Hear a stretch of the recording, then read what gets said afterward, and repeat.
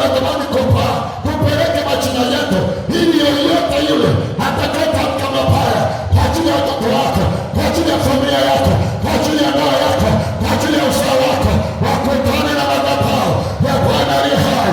Na mimi nakuombea asubuhi ya leo, jina lako likawe baraka, jina lako likawe baraka, jina lako likawe baraka, jina lako likawe baraka. Sema amen. Wewe usihangaike wanaologa, hangaika kuombea jina.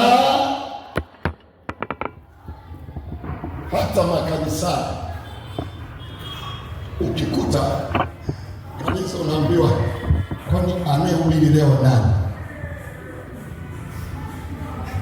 Shida sio neno la Mungu, shida nani anayefanyaje? Tasikiana akihubiri yule usingizi, watu wanafanyaje? Nalala. Neno la Mungu linahubiriwa ni kinachofanya walale nini?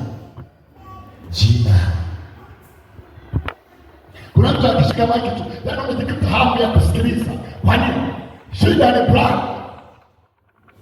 Natamani hicho kitu kitoke hapa madhabahuni, kije kwa kila mmoja aliyekuja kwenye ibada, ili leo unapotoa fungu la 10, jina lako likawe baraka katika jina la Yesu. Jina lako likawe baraka katika jina la Yesu.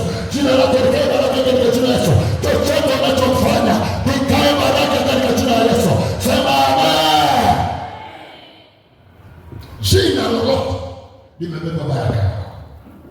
Na tunaposema habari ya uhusiano kati ya jina na baraka, Abrahamu aliondoka, lakini akafika akakaa nchi ya ugenini kwa miaka mingi. Mungu alimwambia atakufanya kuwa baba wa mataifa mengi, lakini kwa muda mrefu hakupata hata watoto, hakufanikiwa hata watoto, hakufanikiwa hata kuzaa. Mungu anapomwangalia Abrahamu anamuona kabisa kapoteza. Mpaka mtu wake akamwambia, ingia kwa mjakazi tupate mtoto ili aweze kulisi hizi mali tulizo nazo. Kwa nini anamwambia? Yeye baba ana miaka 90, halafu mama ana miaka 85. Kikawaida hawezi kuzaa, kikawaida yule mama hawezi kubeba mimba. Lakini shida haikuwa kwenye kuzaa, shida ilikuwa kwenye jina. Ungana mikono, nisikilize vizuri.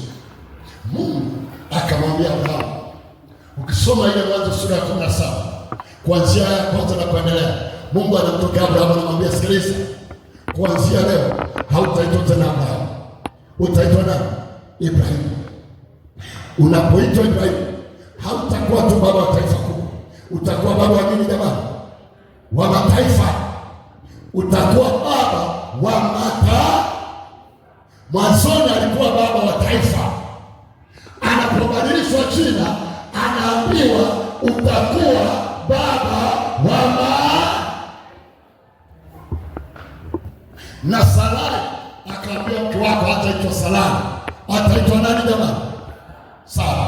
Kwa nini aitwa Sara? Anasema hilo jina Sara, watoto wa kifalme watatoka kwake, watawala watatoka kwake, waanzilishi wa taifa watatoka kwake. Sara akijiangalia muda wa kuzaa umepita, lakini asitokijua amepewa jina jipya. Jina jipya linapokuja linakuja na baraka, linakuja na mafanikio, linakuja na kibali, linakuja na kesho, linakuja na utukufu.